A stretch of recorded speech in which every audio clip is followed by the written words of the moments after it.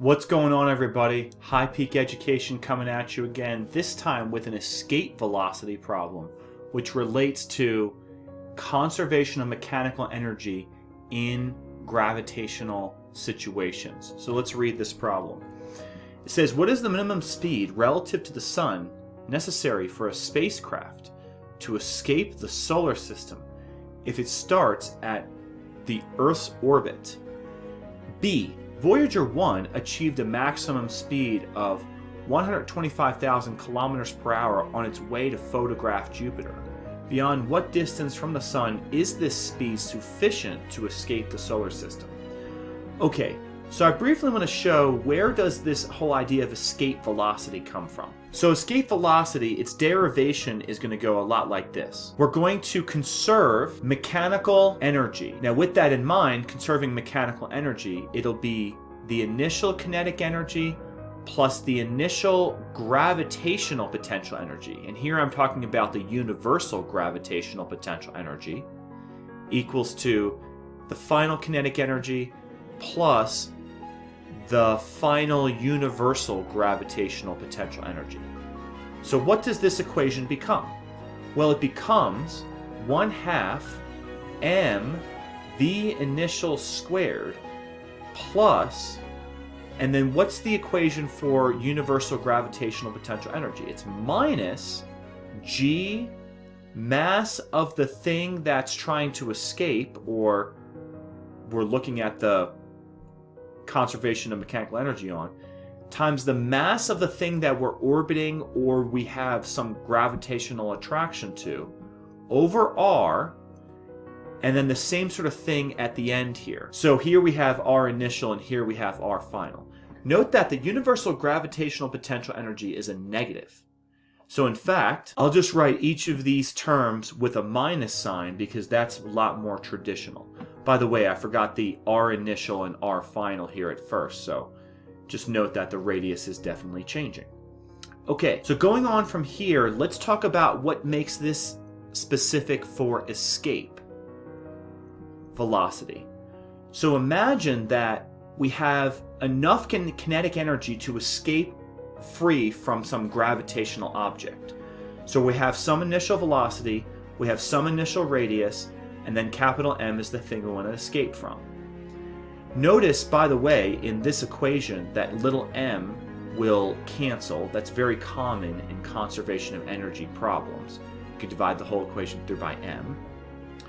But also notice that when we escape, we have just a really small velocity. So v final is approximately 0, but it's just a little bit greater than 0. But we're still going to take this term to be about 0. Okay? And that's because, again, we can just continue via inertia with some velocity that's just barely larger than 0, and we can just continue. Now, here's the deal. What about r final? That should approach infinity, because the idea is that we have no gravitational influence anymore. So really, mathematically, we have to calculate the limit as r final goes to infinity. And for those of you calculus nuts out there, hopefully you know that this should be 0, because we have a number divided by the biggest number we could think of, and that goes towards 0. So in fact, what we'll do is we'll rename this the escape velocity. So notice that we have the following expression. We have 1/2 v escape minus gm over r, and this r is the r initial, yep, and that is equal to 0.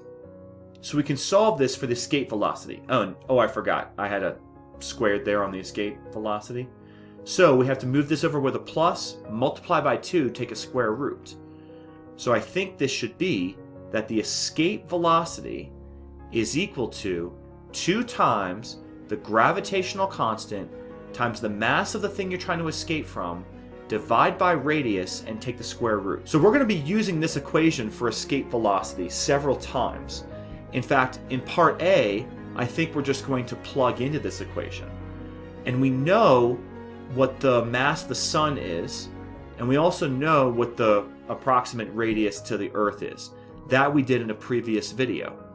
So let's go ahead and put the values in. So we have 2 times 6.67 times 10 to the minus 11th Newton meters squared per kilogram squared. And kind of running out of room, but we have 1.99, and then in there should be times 10 to the 30th kilograms, and we divide that all by the radius, and that's 1.50 times 10 to the 11th meters. These are just approximate values for the mass of the sun and then the average orbital distance of the Earth. So let's calculate this. I'd recommend reach for a calculator. So I'm going to do second square root and then alpha f1 for a fraction stack. 2 times 6.67 times 10 to the minus 11th Newton meter squared per kilogram squared times 1.99 times 10 to the 30th, and then that's the numerator of this fraction, and then we divide that by 1.50 times 10 to the 11th. And again, this entire thing is under a square root.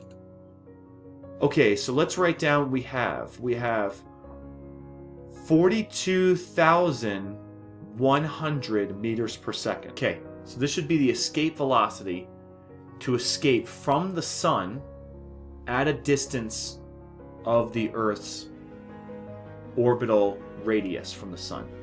Okay, so notice that's 42 kilometers per second. Okay, so that's pretty large.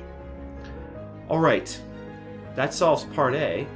Now let's look at part B. It says this is the maximum speed that Voyager 1 achieved, so I think we should get that in SI units.